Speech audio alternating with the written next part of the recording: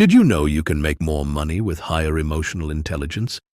A lot more money, actually. And that's not all.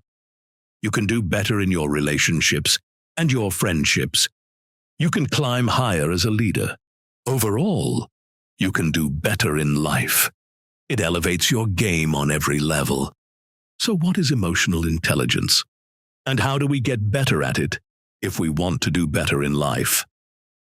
In this video, we're going to explain the origins of emotional intelligence, its 4 major parts, and how you can implement them in your life. We'll focus on how to use them in action and what are the real results you can get. We'll explain emotional intelligence first, then a case study, then explain how it combines with Stoicism. Please consider liking and subscribing if you find value in this. But first, let's explain that value. Everybody, no matter who you are or what you do, has emotions. They are foundational. To be human is to have emotions. But the truth is that most of us struggle with our emotions. Many people act as if they have only 2 choices with emotions: feel everything intensely and be overwhelmed, or shut down completely and act like a robot. But the Stoics found a third option. You can feel deeply and not be numb. You can care about people while also not letting them control you. Together with the more modern concept of emotional intelligence, you have a powerful strategy for succeeding in life. The problem is that when we talk about emotions, things can get messy. For example, if 2 people are in a relationship where they fight every night, how do we talk about who is more emotionally intelligent? What we can do is to try to separate the emotional knot here into its parts. This makes it less messy and more improvable. In fact, it's the ability to break down complex emotional situations that makes the concept of emotional intelligence so helpful. Let's start by defining what emotional intelligence is. Emotional intelligence is a framework for thinking about emotions which was developed by former Yale president Peter Salovey and John Mayer, 2 psychology professors who worked together to come up with this in the 1990s. They identified 4 components that work together to create emotional competency in the modern personality. The 4 parts of the emotional intelligence ability model are: 1. Perceiving emotions. This is your ability to identify and recognize emotions in yourself and others. It includes reading facial expressions, body language, tone of voice, and other emotional cues. People strong in this area can quickly pick up on emotional signals and understand what someone is feeling, even when it's not explicitly stated. 2. Using emotions. This involves harnessing emotions to facilitate thinking and decision-making. Rather than being overwhelmed by feelings, emotionally intelligent people can use their emotions as information to guide their reasoning. For example, feeling excited might signal a good opportunity, while anxiety might indicate the need to take it slow and learn more before acting. 3. Understanding emotions. This is the cognitive component. Knowing how emotions work, how they develop and change over time, and understanding the relationships between different emotions. It includes recognizing emotional patterns, understanding what triggers your feelings, and predicting how emotions can evolve in different situations. 4. Managing emotions. This involves regulating emotions in yourself and influencing emotions in others. It's about staying calm under pressure, finding motivation, and helping others manage their emotional states. This includes both controlling negative emotions and enhancing positive ones, depending on the situation. So those are the parts of emotional intelligence which let us see how emotion operates in the whole person. Perceiving, using, understanding and managing emotions. The 4 components of emotional intelligence. Now that you have the fundamentals, let's look at how you might apply this to your own life. Say, there's someone in your life, a family member, or a boss, who you have a tough time around. Sometimes, the solution is very easy. Just spend less time around the person. But sometimes, you can't do that.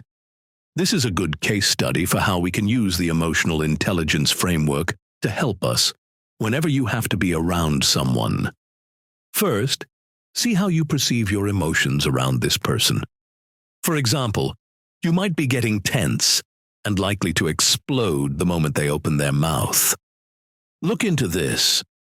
What kinds of emotions are you feeling? Are they serving you? Really dig into your emotions and think about what you're feeling at the times you're interacting with this person. Look also at how they're reacting to you, the details of it, and even what's triggering them if the anger is coming from the other direction. This can be hard because they probably cause strong reactions in you. Being around them can feel unpleasant, but that's why it's so important. How someone makes you feel is something you can influence. You have power over that feeling because it's yours, and looking at what you're feeling is the first step towards changing those feelings. Then, look at how you're using the emotions you're feeling. A common first step is to see if there's a knee-jerk automatic action you're making, which could be better. For example, if seeing someone immediately makes you feel anger, think, is this reaction helpful? We shouldn't be angry at someone for existing, and while people may do things that make us angry, getting angry within a minute of seeing someone every time is not healthy. This is an example of an area you'd want to rethink. This is where emotional intelligence can help us. After that, look at how well you understand your emotions. Take this same situation, where we see someone and then become angry. Maybe we have an underlying disagreement with them. What we should do is talk about the disagreement and bring it out into the open. Don't put a bad situation on repeat. Think about it, and then do something to improve it. Remember, our emotions are there to cause change in our lives. They are supposed to be dynamic and cause change, which leads to new emotions, which lead to new changes. A repeating feeling of frustration is a call for change. Many people fall into the same tired scripts in their lives, even though they're not that hard to change. For example, in the case of a difficult person, we're going to see them again, and that means you're going to have tension with them again. It's predictable. We don't need to be blindsided by this every time. We can try new strategies and plot new actions. If the same script repeats all the time, think, what could I change about this? A little bit of consideration about how some of your relationships work can go a long way. Now let's see how this idea of emotional intelligence can combine with Stoicism. The Stoics were not emotionless robots. They understood that we have to make peace with our emotions in order to live a good life. But they didn't endorse all the emotions. They had very particular ideas about how to work with our emotions. The Stoics viewed emotions as judgments or predictions about the future. When you feel angry, you're essentially making a prediction that something bad has happened to you and that you need to fight back. When you feel anxious, you're predicting harm. When you feel jealous, you're predicting that someone else's success threatens your own well-being. The Stoics saw the emotions as predictions. This means a weak emotion is a weak prediction, and a strong emotion is a strong prediction. Generally speaking, a weak prediction is more likely to be correct.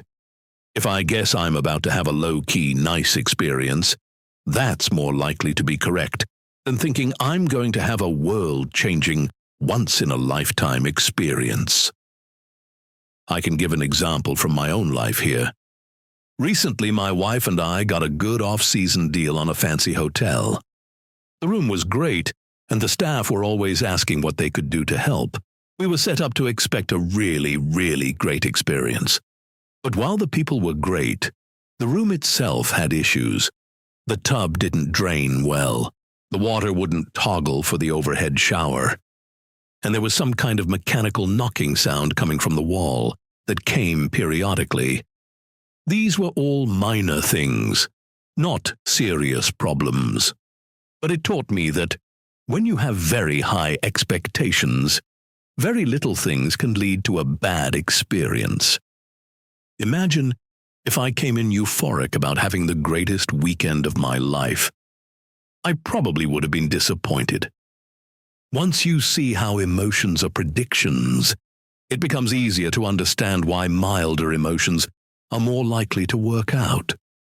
Being extremely pumped up about a date, for example, means that you have to hit it off immediately and probably convert that date into a relationship in order for those expectations to pay off.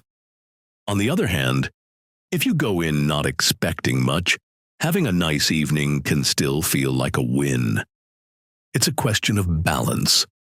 That's why the Stoics taught that some types of emotional reactions fit better with our lives. Some ways of regulating our emotions work better than others. Beyond that, the Stoics distinguished between our initial impressions, which are natural and unavoidable, and our sustained emotional responses, which involve our choice.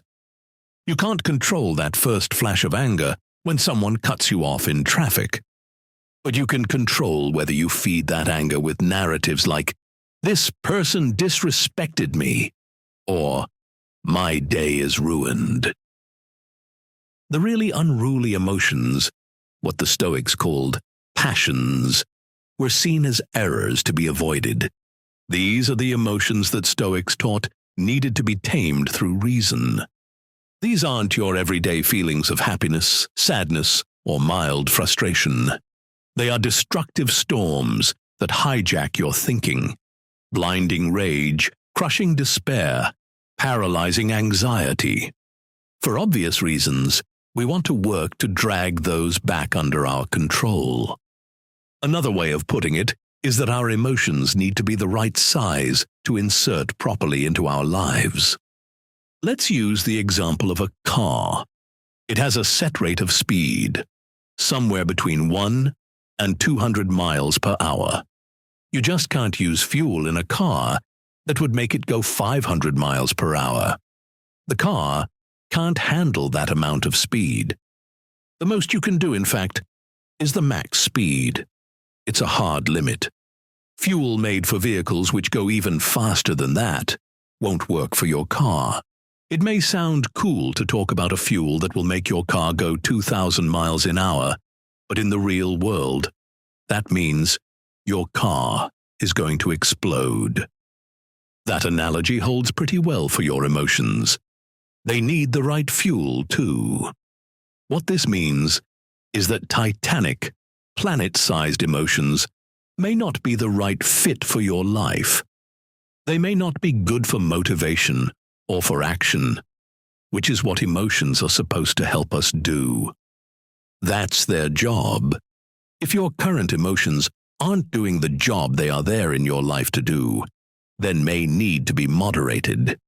In our age of Netflix and Amazon Prime, it's easy to think that emotions are here to entertain us. Now, it's true that emotions do a lot to help us unwind and feel things in a safe space. But that's not their only job. Emotions are also here. In fact, mainly here to help us practically in the environment in which we live. If they're doing that, great. If they're not doing that, it's time to give them a hard look. Now, some of you may have a nice setup that works, with strong emotions, that doesn't cause any problems. That's great. But for most people, Most of the time, having strong emotions all the time in regular life can throw things out of balance.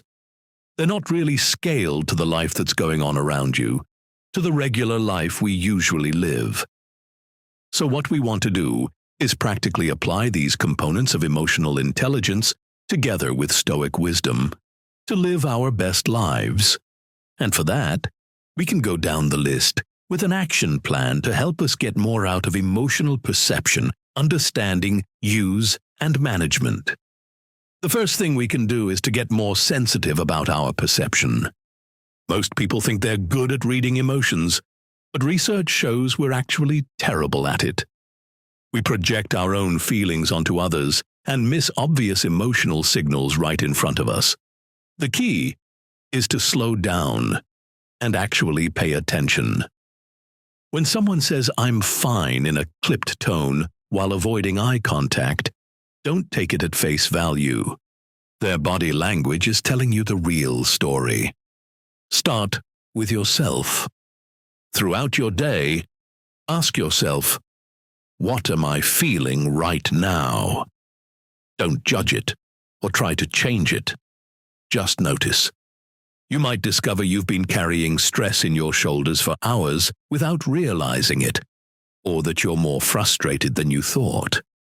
When it comes to others, focus on incongruence, those moments when someone's words don't match their tone, body language, or facial expression. Second, try to learn more from your emotions. Your emotions are like a sophisticated early warning system. Anxiety isn't an enemy who's trying to harm you. It's information that something might need your attention. Anger often signals that one of your boundaries has been crossed. Excitement can indicate alignment with your values and goals. The Stoics called this the discipline of desire, learning to want what serves you and not want what doesn't. When you feel a strong emotional pull towards something, pause and ask, what is this emotion trying to tell me? Is it pointing me towards something beneficial or away from something harmful? Let's say you feel intensely jealous of a friend's promotion. That emotion contains information. Maybe it's telling you that you value career advancement more than you realized. Maybe it's revealing that you feel undervalued. Or maybe it's showing you that your sense of self-worth is too tied to external comparisons. The emotion is your messenger. Listen to it, because what you do with that information really matters. Then go beyond that and study the patterns of emotion in your life. Most emotions follow the same repeating patterns, but most of us never learn to recognize them. This is like trying to navigate without understanding how the weather in your area works. You may not be able to predict everything, but you can build a good general knowledge. So, in your life, start tracking your emotional patterns. What consistently triggers strong reactions in you? For many people, it's feeling dismissed, being late, or dealing with incompetence. Once you know your triggers, you can prepare for them. Understanding emotions also means recognizing that they change. That crushing disappointment you feel today will soften. That excitement about a new opportunity will settle into something more manageable. Emotions are temporary weather patterns, not permanent climate conditions. That knowledge can help us with our next step, learning to regulate your emotions. This is where the rubber meets the road. Emotional management is about becoming more skillful with your emotional responses. The Stoics taught that we can't control our initial emotional reactions, but we can control what we do next. That split second between feeling and responding is where your power lives. One practical technique is the pause. When you feel a strong emotion rising, literally say, "Stop," inside your head. Take a breath. Observe what you're feeling and thinking. Then proceed with intention rather than reaction. And remember that emotions are contagious. If someone comes to you angry and you match their energy, you've just amplified the problem. Instead, stay calm and lower your voice slightly. Other people can and will make bad choices, but you can do better. And on that note, now that you know what emotional intelligence is, try to integrate the whole model into your life. You know the 4 components of emotional intelligence, plus Stoic wisdom about emotions as predictions and fuel for action. The final step is to put them all together. Think of it as becoming an emotional athlete. Athletes don't ignore their bodies or let physical sensations overwhelm them. They develop sophisticated awareness of what their body is telling them and use that information to perform better. Emotional intelligent people do the same thing with their feelings. They notice emotions quickly and accurately. They interpret what those emotions mean in context. They understand their patterns and triggers, and they respond in ways that serve their goals and values. Start small. Pick one component of emotional intelligence to focus on this week. Maybe it's simply noticing your emotions 3 times a day. Next week, add another layer. The goal is to continue this daily process until you've included them all.